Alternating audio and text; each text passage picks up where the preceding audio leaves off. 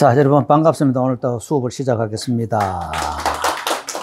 51번째, 먹은 어떻게 사용해야 하는가? 이거 제가 이제 딱 보면서 참 재미있습니다. 서예에서 가장 중요한 것은 붓과 먹을 다루는 기교이다. 제가 우리 문방사부를 뭐라고 표현합니까?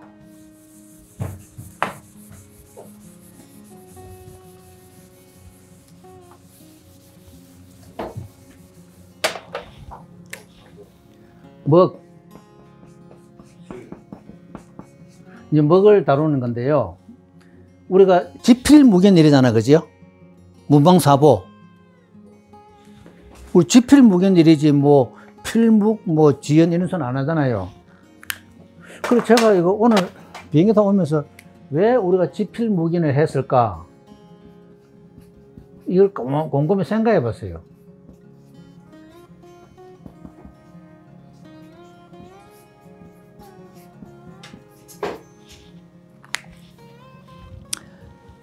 저는 전에도 그렇게 생각했거든요. 이게 다루기 쉬운 순서대로예요. 다루기 쉬운 순서대로예요. 하선제를 제일 다루기 쉽고, 그 다음 부시고, 그 다음에 먹이고, 제일 어려운 게 벼루입니다. 여러분, 벼루가 제일 다루기 어렵습니다. 지금에 하기 멍불이 나왔고, 이거 별적 없지만, 벼루에 따라서, 그 다음에 이제 먹도 마찬가지겠지만, 벼루에 같은 먹이라도 어떤 벼루에 가느냐에 따라서 먹색이 틀리거든요. 요거 한번 읽으면서 제가 하나하나 설명드릴게요.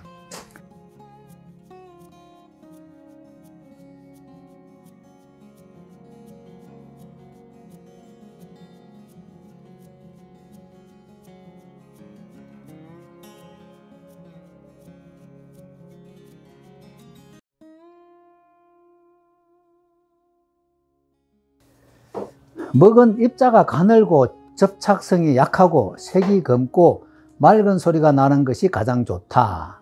먹을 사용할 때는 삼생을 귀하게 여기는데 생년, 생수, 생먹 바로 그것이다.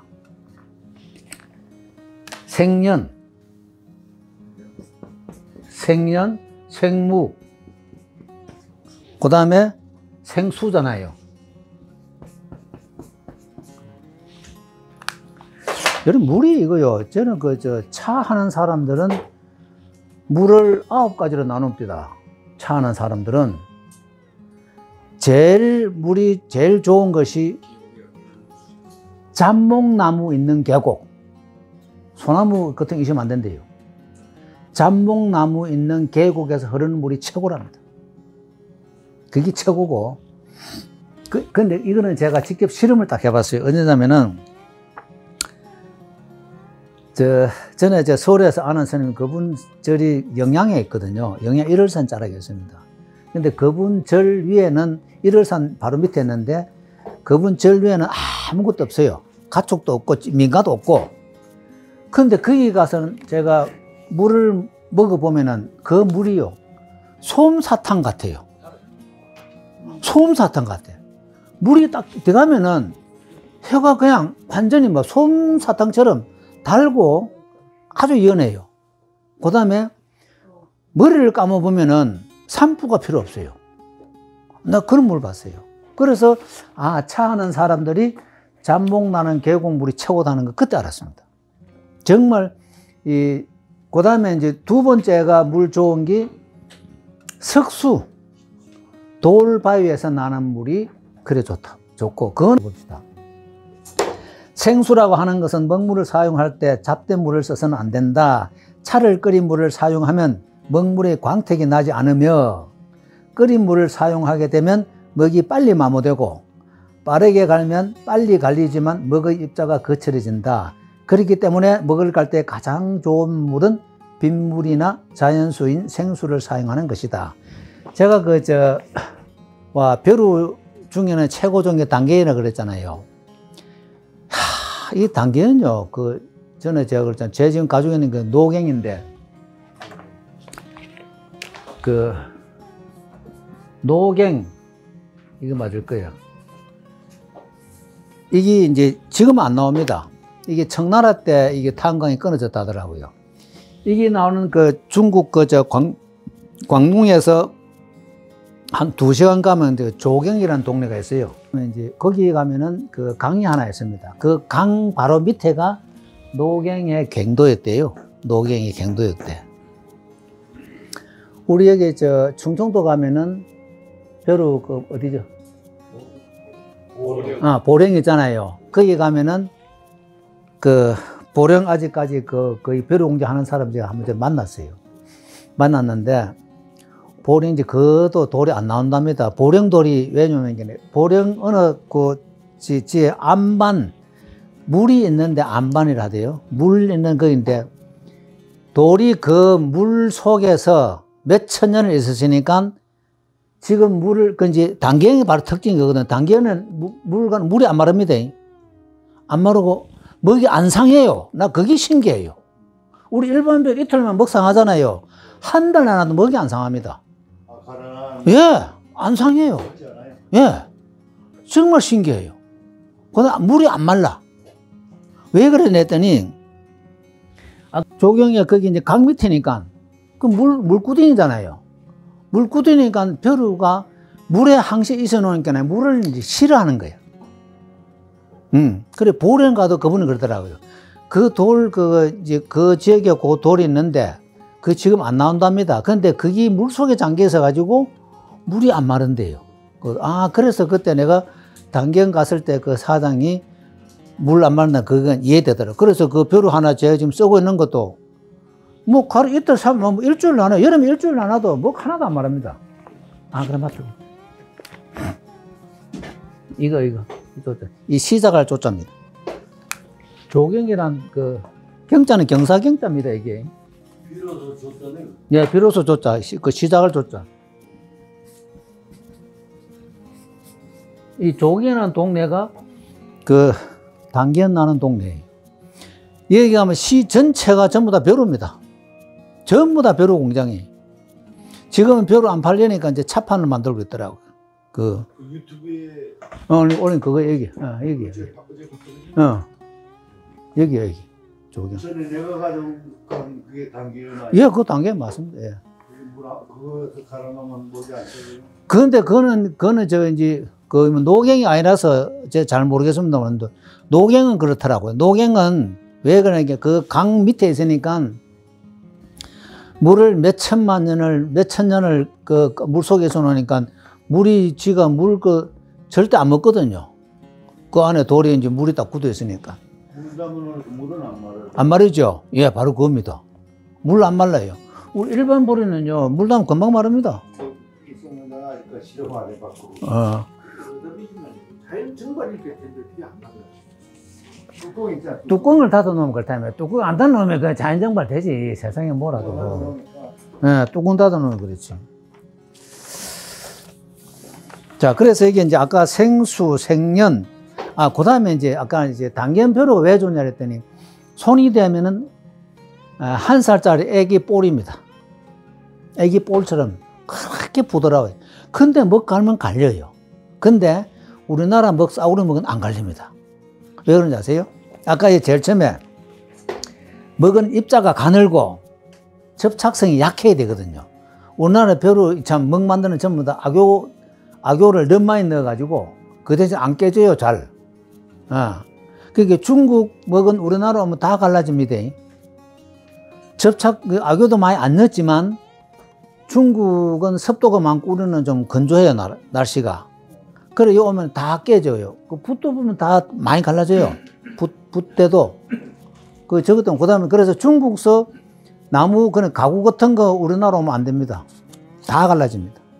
예, 다 갈라져요.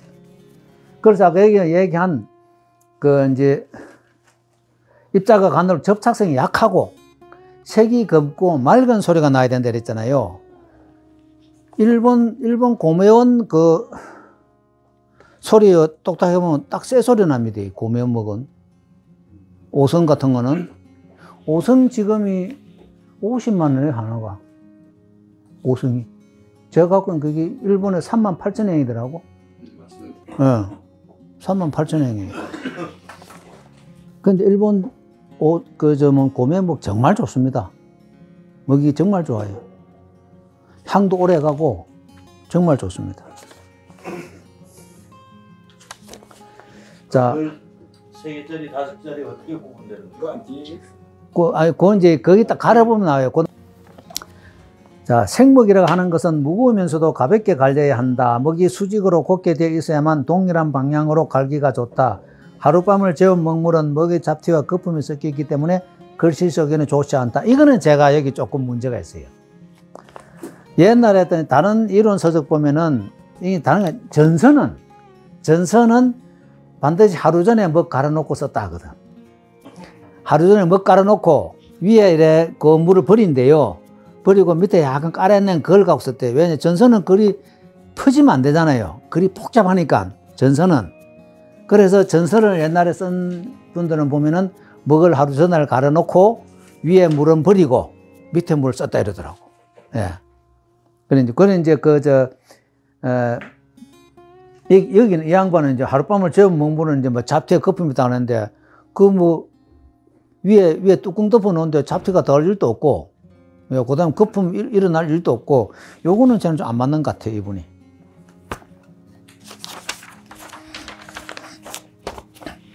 자, 다음 페이지요.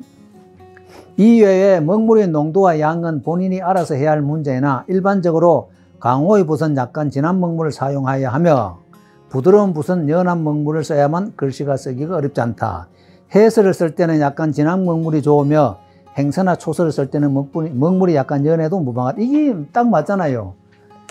이 강호는 먹물이 빨리 내려옵니다.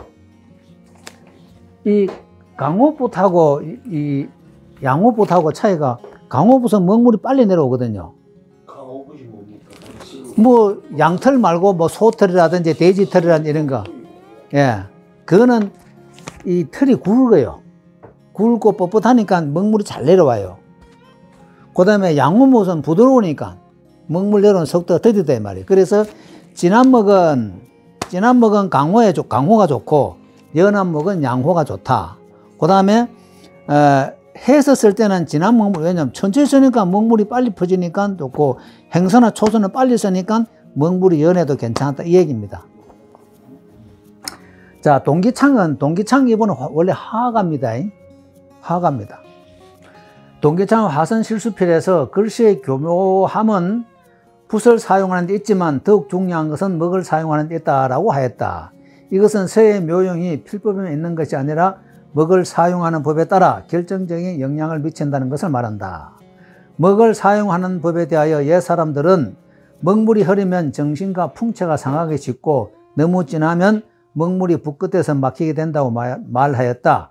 만일 먹이 흐리면 붓에 너무 축축하게 스며들어 제어하기 힘들고 붓 밖으로 먹물이 흘러나와 묵창이라는 병에 걸리게 되어 작품의 정신과 풍채가 얻게 된다. 이게 무슨 얘기냐면요. 묵창이라는 것은 뭐냐면은 먹물이 연하면은 물이 빨리 연한 붓이 빨리 내려온다 이 말입니다. 내려와 가지고 묵창인지 온데 다 퍼진다 이 말이고, 먹물이 진하면은 요 끝이 막힌단 말은 먹물 안 내려오거든요. 진하면은 그 얘기입니다. 그다음 여기 이제 아까 이제 먹물의 농도와 양은 본인이 알아서 해야 할 문제이나 이랬잖아요. 이게요. 요즘 여러분이 기계를 하는 게 없잖아요. 우리는 완전 손으로 다 갈았잖아요. 손으로 갈면 가다 보면 감이 옵니다. 아, 됐다. 그러면 딱 돼요. 그것도 날씨 봐가면 또 틀리니까. 그래서 요즘은 이건 이제 이만도 안 맞는 것 같아. 요즘 기계가 못 가는데 뭐 사람이 뭐 갈아야 뭐 먹 농도를 맞추죠. 먹물이 너무 진하면 운필할 때 붓이 움직이기 곤란하고 붓이 펴지지 않아서 작품에 정신과 풍자에 영향을 미치게 된다. 글씨를 쓸 때 먹의 특성을 살리기 위해서는 먹색이 하선지 위에 잘 나타나도록 효과적으로 사용하여야 한다. 먹물이 진하여 막히지 않게 하여야 하고 연하면 글씨가 뜨지 않도록 하여야 먹을 올바르게 사용하는 것이다. 만일 먹물이 너무 진하면 생수를 더하여 다시 갈면서 붓이 막히는 패턴을 없애야 한다. 만약 너무 연하면 먹을 다시 더 갈며 붓에 먹물을 너무 많이 묻히면 먹이 넘쳐나는 현상을 초래하게 된다. 이거는 초등학생도 다 아는 거잖아, 그죠? 진짜 초등학생. 예.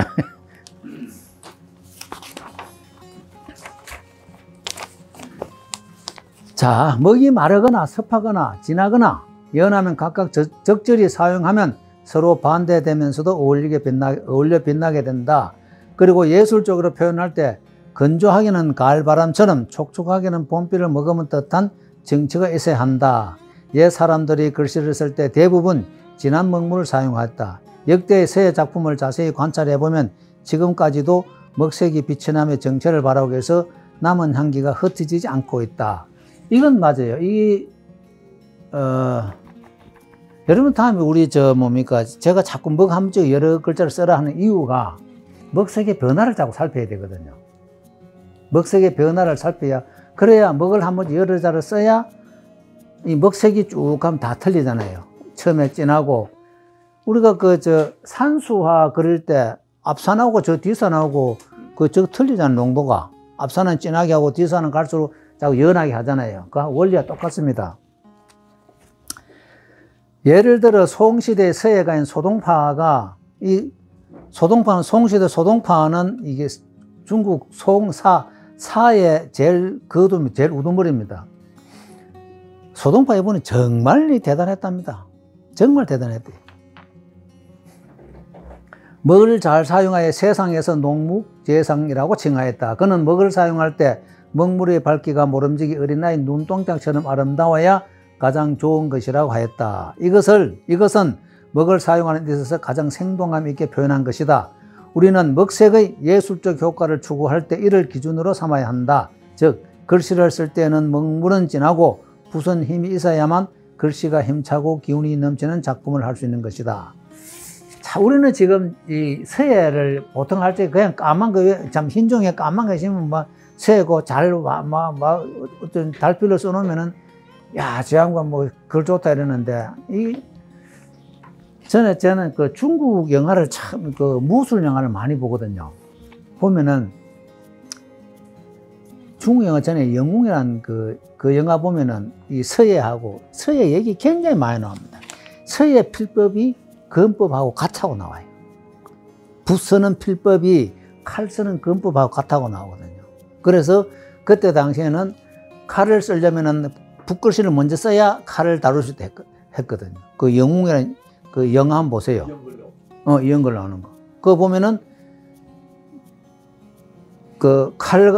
검 가지고 모래에 글 쓰는 것도 나오고, 옛날 종이 없으니까 이는 상자에다가 모래 해놓고 거기다 글 쓰고 또 모래로 싹 또 깔아놓고 또 이래 글씨 배웠더라고요. 종이 옛날 귀해서 그런지. 그거 보면은 서예와 건법은 같다 이래 나옵니다. 그만큼 이 서예를 중국 사람 중요해요. 그 다음에 작품 보고도 평행한 보면요. 호랑이가 웅크려 있고, 사슴이 놀라 뛰는 듯하고, 점액을 보면 어떡저떡고, 우리 일반 사람 들으면 전부 다 거짓말을 할 겁니다, 아마. 자, 묽은 먹의 예술적 처리 또한 서예 작품의 중요한 부분이다. 옛 사람들은 또한 연한 먹을 좋아하는 사람도 많이 있었는데, 청나라 때 왕몽루와 같은 사람이 그 중에 한 사람으로 당시에 단묵차마지목이라는 명예를 누렸다. 근대와 현대 그리고 일본에도 묽은 먹을 사용하는 서예가들이 많이 있는데 이들이 시도하는 중에는 약간의 성취가 있다. 단묵은 연한 먹입니다. 단묵의 표현 기법은 동양화의 먹색을 참고하여 윤기나는 아름다움을 구하여 온화함과 세련됨을 나타내었다. 합법에서 구도의 경중을 충분히 이용하여 흑백 대비 예술 효과를 이루어서 작품의 리듬이 선명하고 새롭고 아름다운 묘미를 나타내었다. 물론 단묵을 예술적으로 처리하기는 쉽지가 않다. 서예가 예술적 소양과 기교를 바탕으로 대체해야 하며 꾸며서 하거나 혹은 억지로 표현해서는 안 된다. 대부분의 성공한 서예가는 예술적 처리에 있어서 전후의 호응과 먹색의 윤택함과 운치를 맞추는 데 매우 주의하였다. 어떤 작품들 중에서 분명하게 볼 수 있듯이 글씨 쓰는 사람은 한 번 먹을 묻혀서 몇 자를 쓴 후 붓에 먹이 다 하면 다시 먹을 찍어서 쓴 것을 분명히 알아볼 수 있다. 한 폭의 작품에 처음부터 끝까지 이르기까지 먹은 몇 차례 묻히는 데 불과하지만 먹색의 변화는 끊임없이 건조함과 습함, 진함과 연함이 서로 돋보이게 하여 종종 붓이 다하고 먹물이 다하여 흡사 맥락이 연결되고 끊어진 것처럼 참으로 사람들로 하여금 탐복해 한다. 제가 오래됐습니다.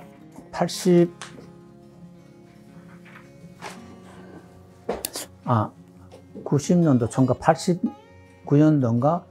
그때 우리가 이제 그 부산에서 우리가 여기, 90년도 초겠네요. 서울에 우리 선생님한테 이제 공부하러 오는 사람들 그때, 제가 1기 하나고 2기에 4명이 있어가지고 5명이서 우리 합동 전시를 했는데 그때 제가 천자문을 초서로 이제 썼거든요. 썼는데 그때 제가 뭘 시험했냐면은 여기 이 얘기입니다. 먹을 한번 찍어 몇 자까지 쓸 수 있는지 그걸 실험을 했어요. 그 어떤 데는 30몇 자까지 쓰고 한번 찍어가지고 그래서 그걸 일부러 의도적으로 제가 실험해 봤습니다. 초서니까 한번 해보자 해가지고 그 천자문을 쓰면서 이제 그래 했더니 그때 우리 그 은사님이 보시고 자네 사람 아주 시도 잘했다 이러더라고요. 저런 훈련도 필요하다 이러면서 그래서 그게 이제 하여튼 뭐 한번 찍어가지고 몇 자까지 쓸 수 있나 그래가지고 한번 해봤거든요. 해봤는데 그게 굉장히 도움 많이 되더라고요. 도움 많이 되고 전에 한번 말씀드렸다시피 인도 요가에 가장 어려운 게 2가지가 있답니다. 가장 어려운 2가지가 있는데 하나는 거울을 앞에 놓고 내 이래 거울 보면서 거울에 비치는 내 모습 없애는 거. 그게 가능합니까? 그게 된대요. 거울 앞에 놓고 명상하면서 자기 모습을 없앤대요. 거울에 비치는 모습을. 그게 어찌 가능하냐, 이게요. 그 다음에. 눈 감으면 되지. 아니요. 그거 된대요. 되고, 그 다음 또 하는 뭐냐면, 자기 오줌 눈 걸 다시 몸으로 빨아들이는 그것도 또 된대요. 그래서, 요거 재밌겠다 싶어갖고 그 훈련을 해봤거든요. 저는 오줌 눈 게 먹으러 해봤어요. 붓에다가. 먹물 내려온 걸 제거하는 그걸 한참 하여튼 해봤어요. 해보게 되더라고요. 그러니까 먹물 내려가는 걸 내가 조절할 수 있더라고요. 얘한테 자연적으로 내려가는 거 아니고 어떻게 안 내려가든지 그래 하니까 글자를 그만큼 써나가지 못 쓰거든요. 될 수가 없잖아요. 아무리 글 작다 해도. 그렇다고 글 작은 것 같으면 붓도 작아야 되잖아요. 그러니까 그 훈련을 제가 그때 한동안 했어요. 먹물 내려가는 걸 한번 제어해보자. 한 별 훈련 다 해봤습니다. 글 쓰면서. 그래서 먹물 농도와 그 다음에 날씨와 이거 다 이제 합해가 가능하거든요. 그래서 여러분들께서도 이제 오늘 이제 먹에 대해서 우선 이제 하나 앞으로 지필무기 다 나옵니다. 나오니까 오늘 먹에 대해서 한번 알고 그러면 먹을 집에서 한번 갈 때 본인의 감을 느껴봐야 됩니다. 먹 농도가 얼마 됐지? 하다 보면 감이 딱 옵니다. 그러면 먹 그만 가라 딱 이러거든요. 그게 가능합니다. 저는 훈련해보니까 그게 가능하더라고요. 그래서 저는 먹 갈다가 먹 딱 놓으면 먹 농도 딱 맞더라고요. 그런 훈련이 좀 필요합니다. 오늘 이것으로 마치겠습니다. 감사합니다.